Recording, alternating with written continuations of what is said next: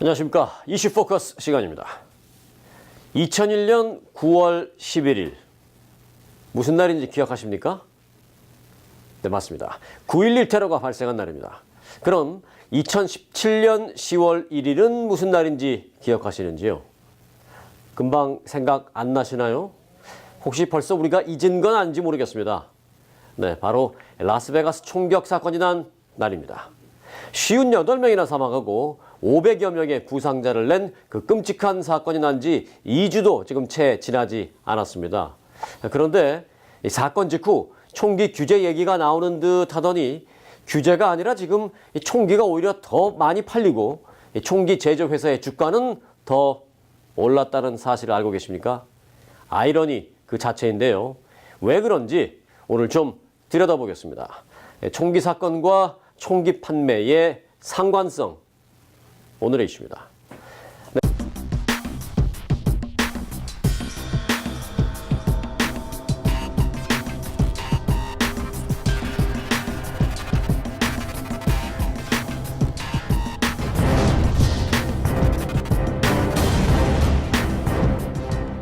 네, 이황 기자 함께했습니다. 안녕하십니까? 안녕하십니까? 네. 자, 라스베가스 사건 이후에 총기 규제를 논하는 게 아니라 지금 뭐 총기가 엄청 팔리고 있다면서요? 네, 그렇습니다. 오렌지 카운티 레지스터에 따르면 지난해 캘리포니아주에서 판매된 총기 수는 130만여 정입니다. 이는 역대 최고 기록인데요. 특히 대량 살상이 가능한 반자동 소총은 26만 5천여 정이 팔렸습니다. 이는 1년 전인 지난 2015년에 판매된 15만 4천여 정보다 2배에 가까운 수치인데요. 이에 따라 캘리포니아주에서 총기를 소유한 주민 수는 600만여 명에 달하고 있습니다. 이제 캘리포니아주 전체 인구가 3,900만여 명인 것을 감안할 때 캘리포니아 주민 6명 가운데 1명이 총기를 소유한 겁니다. 네, 뭐 4인 가족이 한 가구라고 친다면 한 집 건너 하나씩 있는 거예요. 맞습니다. 뭐 숫자적으로는 그렇지만 뭐 실제적으로는 뭐 한 집이 여러 개를 갖고 있으니까 뭐 꼭 그런 건 아니지만 예를 들면 이제 그렇다는 건데 맞습니다. 지금 말씀해 주신 거는 이제 지난 한 해 동안 130만 정이 팔렸다는 얘기인데 네, 그렇습니다. 라스베가스 사건 이후에는 어떤지 좀 볼 수 있나요? 사실 정확한 수치는 아직까지 없습니다. 네. 그런데 이제 한 가지 특이한 점이 총기 판매량이 올랐을 것이라는 증거를 제시하고 있습니다. 한 가지 특이한 점이요? 네, 그렇습니다. 어떤 특이한 점이요? 이제 라스베가스 총기 난사 사건 발생 이후에 총기 제조 판매 업체들의 주가가 대폭 오른 겁니다. 아, 그래요? 네. 스톰 루거의 경우에는 주가가 4%, 예. 이제 스미스 웨슨을 소유한 아메리칸 아웃도어 브랜드는 3%가 올랐습니다. 또 윈체스터 탄약 브랜드를 소유한 올린의 경우에는 사상 최고치인 6%가 올랐습니다.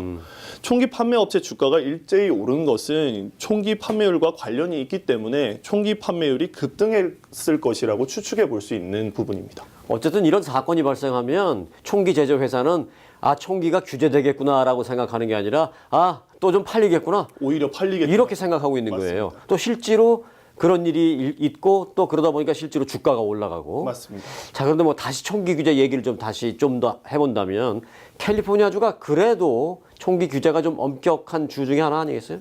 네, 맞습니다. 이에 더해서 지난해 11월 주민투표에서는 또 하나의 강력한 총기 규제안이 통과가 됐었는데요. 이 규제안은 탄약을 판매할 때 신원 조회를 강화하고 쉽게 탄창을 교체할 수 있는 탄창 교체 버튼이 장착된 총기는 판매를 금지한다는 내용을 골자로 합니다. 또 살상용 무기 판매, 구입 제한, 학교 내에서 총기 휴대는 금지한다는 내용도 포함됐습니다. 네. 어찌 보면 이제 총기를 좀 안 좋아하시는 분들의 입장에서는 어찌 보면 그런 규제안이 뭐 지극히 당연한 것 같아서 뭐 새롭게 이렇게 들리지는 않는데 뭐 여하튼 그렇게 총기 규제가 좀 더 강화되고 뭐 세지고 하는데도 불구하고 판매율이 늘어난다? 왜 그렇게 되는 거죠? 먼저 지난 2015년 캘리포니아주에서도 이제 총기 난사 사건이 발생을 하는데요. 14명의 목숨을 앗아간 이제 샘 버나디노 총기 난사 사건 기억하실 겁니다. 이후 캘리포니아 주민들 사이에서는 이제 스스로를 지켜야 된다라는 분위기가 확산이 됐는데요. 이에 더해서 캘리포니아주가 총기 규제를 강화하고 나서다 보니 이제 총기를 살 수 없게 되면 안 된다. 그래서 더 이제 분위기가 확산된 겁니다. 일종의 뭐 사재기 비슷하게 막 사들이는 건데 한 사람이 막 여러 개를 갖고 있죠. 그렇습니다. 네. 수십 근데- 정도 가지고 있는 분들이 계시죠. 뭐 지금 스티븐 패덕이 그랬습니다만은 뭐 그건 극단적인 예지만 일반적으로 합법적으로 또 순수하게 갖고 계신 분들도 여러 종 갖고 계신 분들이 많은데 맞습니다. 요즘 뭐 총알도 그렇게 많이 사재기를 한다면서요? 맞습니다. 이제 총기를 사재기를 하면서 네. 탄약도 사재기를 하는 건데요. 네. 내년 1월부터 발효될 탄약 판매 시 신원 조회를 강화하는 규정이 가장 큰 부담으로 작용한 것 같습니다. 탄약을 이제 온라인과 오프라인에서 구매를 하려면 반드시 판매 허가증이 있는 업체에 가서 구매를 하셔야 하고요. 또 총기 판매상으로부터 탄약을 사려면 신원 조회를 거쳐야 합니다. 사실 이 규제는 정신적인 문제가 있거나 범죄 전력이 있는 주민들이 이제 탄약 사용을 금지하거나 탄약 사용과 총기 사용을 금지하기 위해서 총기 난사 사건과 같은 사건을 일체 차단하겠다는 취지에서 만들어진 건데요. 이 때문에 총기 소유주들은 탄약 구매가 어려워지기 전에 미리 비축해 둬야 한다. 이런 심리가 작용한 것 같습니다. 이 때문에 이제 탄약 판매 재고가 바닥을 보이기도 했습니다. 네. 그러니까 또 총알 만드는 회사의 주가도 오르겠네요. 맞습니다. 뭐 안 봐도 그건 그러네요. 그렇습니다. 자, 그런데 이제 총기 규제, 뭐 캘리포니아가 그래도 그나마 좀 뭐 센 주 중에 하나라고 합니다만은 사실은 연방 정부 차원에서 나서서 뭘 좀 해야 되는 거 아니겠어요? 맞습니다. 이제 사실 근데 힘들어 보이는 게 네. 도널드 트럼프 대통령이 지난 3일 라스베가스 총기 난사 사건 이후에 도마 위에 오른 총기 규제 문제와 관련해서 시간이 지나면 총기 규제법을 대해서 논의를 하겠다고만 얘기를 했을 뿐 모호하게 밝혔는데요.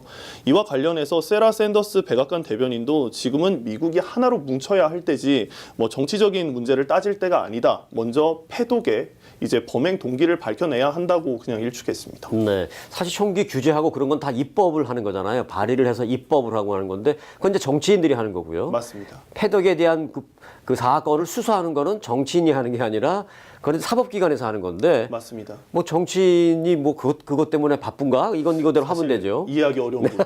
예, 여하튼 연방의회가 이렇게 나서지 않고 소극적인 이유가 또 있죠. 네, 아무래도 총기 옹호론자들이 많은 이제 공화당이 움직이지 않는 것으로 추측해 볼 수 있겠는데요. 뉴욕타임스는 지난 4일 477일 521건의 총기 난사 사건이 발생했지만 의회에서는 어떠한 입법 조치도 하지 않았다, 없었다라고 발표한 이제 사설을 보도를 했습니다. 네. 이와 비슷한 내용을 지난주 이 시간에도 이제 주영석 기자와 함께 잠시 다룬 적이 있는데요. 지금 말씀해 주신 477일간이라는 게 의미하는 게 무엇인가요? 네, 이는 지난해 6월 발생한 플로리다주 올랜도 총기 난사 사건부터 지난 1일 발생한 라스베가스 참사까지입니다. 4명 이상 사망하거나 부상한 이제 미국의 총기 난사 사건을 지난해 6월부터 정리한 그래픽으로 총기 위험을 강조하고요. 입법을 촉구한 사설이었는데요. 앞서 477일 동안 모두 521건의 총기 난사 사건이 발생을 했습니다. 월 평균 33건의 총기 난사 사건이 발생한 셈이죠. 4명 이상이 사망한 그런 사건, 그럴 때 소위 난사 사건이라고 하는데 그게 하루에 한 건 이상 난 거예요. 그렇습니다. 네. 이제 그렇게 돼서 이로 인해서 최소 585명이 숨졌고요. 2156명이 부상했습니다. 아, 뭐 이제 그 얘기만 들으면 그야말로 뭐 전쟁터 같다는 느낌이 들 정도인데 총기 규제 이런 여러 가지 그 수치를 보면 총기 규제를 좀 해야 된다는 그런 필요성이 좀 더 부각되지 않을까요? 네, 맞습니다. 그래서 제가 이제 그 주가, 총기 판매 업체 주가를 한번 제가 체크를 해봤는데요. 네. 이게 477일, 그러니까 플로리다주 올랜도 총기 난사 사건 당시입니다. 네. 이게 다음 날인데요. 잠깐만요. 이게 이제 총기 제조 회사 이름이군요. 예, 맞습니다. 스미스 앤 웨슨이라는 총기를 만드는 아메리칸 아웃도어 브랜드 코퍼레이션이 이제 회사예요. 맞습니다. 그 사건이 나기 전에는 $22 83센트. 그렇습니다. 그리고 난 후에 갑자기 막 폭등했네요. 맞습니다. 2달 사이에 예. 거의 뭐 7달러 가까이 오른 셈이고요. 네. 그리고 여기 보시면 제가 표시를 해놨는데 그리고 다시 내렸다가 맞습니다. 쭉 내려가다가 네. 다시 그 라스베가스 총기 난사 사건이 발생한 10월 1일 2017년 올해 10월 1일 날 15달러 74센트였던 주가는 1달러 상승한 16달러 03센트까지 오르는 겁니다. 네. 다른 회사는요? 네, 제가 다른 회사도 이제 준비를 해봤는데요. 이거는 마찬가지네요. 네, 스톰 루거 컴퍼니 인데요. 이제 플로리다주 올랜도 나이트 총기 난사 사건이 발생했을 때 $57 41센트였던 주가가 $69 72센트, $70에 육박하게 오르게 됩니다. 네. 네, 다시 이제 라스베가스 총기 난사 사건까지 이제 주가가 계속 떨어지다가 $53 5센트였던 이제 주가는 $54 15센트, 그러니까 또 $1 오른 셈이죠. 네. 그 짧은 기간 동안에 팍팍 오르네요. 물론 나중에 좀 조정이 되지만 이런 총기 난사 사건이 난 직후에는 막 오르네요. 총기 회사 주가가. 맞습니다. 이를 볼 때 이제 총기 난사 사건이 날 때마다 총기 판매량이 급증한다고 볼 수 있겠는데요. 총기는 자신과 자신의 가족을 보호할 수 있지만 이처럼 살상용으로도 변할 수 있는 만큼 이제 판매량에 따라서 규제 역시 더욱 강력해져야 한다는 지적입니다. 네, 잘 들었습니다. 인생에 있어서 가끔 어떤 상황이 기대되는 것과는 정반대의 결과를 낳을 때 이를 우리는 아이러니컬하다라고 말합니다.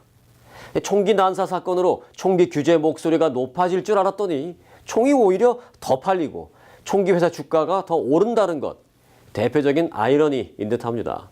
앞서 이황 기자 지인의 얘기처럼 내 스트레스를 풀기 위해서 또는 나를 보호하기 위해서 장만한 총기의 경우도 자칫 잘못 다루게 되면 스트레스를 푸는 게 아니라 내 인생을 망쳐버릴 수도 있는데, 그렇게 되면 이 역시 아이러니가 아닐 수 없습니다. 총기는 남용되지 않도록 철저한 규제가 필요할 것이고 또 합법적 소유자의 경우 철저한 관리가 필요할 것입니다. 그것만이 아이러니를 막을 수 있기 때문입니다. 오늘 이슈 마칩니다. 이황 기자 수고했습니다. 수고하셨습니다. 여러분 고맙습니다.